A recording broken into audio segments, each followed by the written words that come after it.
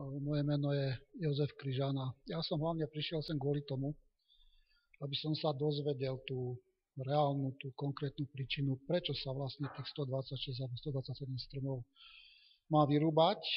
Oficiálne som sa to nedozvedel, dozvedel som sa to pána Rovinského tu v kulároch.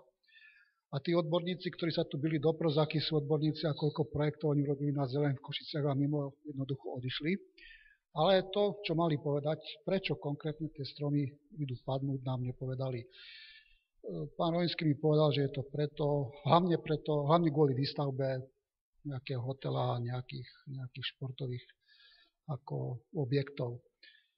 Tu ide ale o to, že ten park je v takom štádiu, v takom veku, že vlastne on žije svoj vlastný život a akýkoľvek zásah výrubom do ňoho mu môže len uškodiť.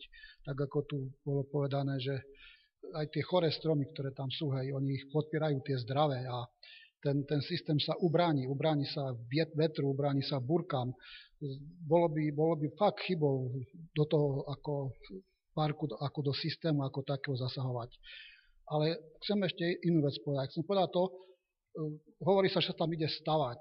Ja sa pýtam, a rád by som sa dozvedel odpoveď na túto otázku, kto je za tými stavbami, alebo kto tam chce stavať.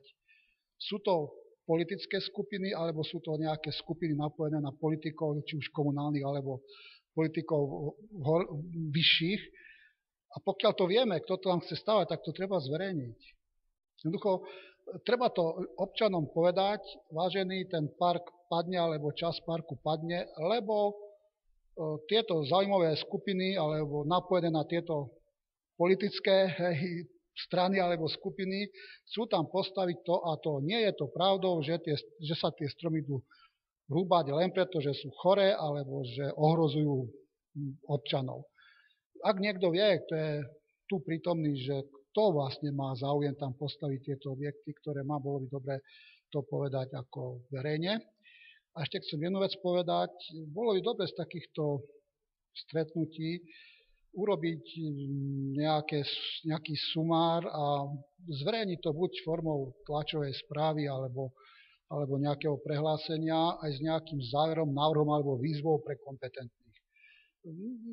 Navrhujem to, ako svoj osobný súkromný názor, nemusíte so mnou súhlasiť, ale bolo by treba pustiť to, ja neviem, cez SITU alebo cez iné tlačové agentúry, aby sa toho chytili aj médiá.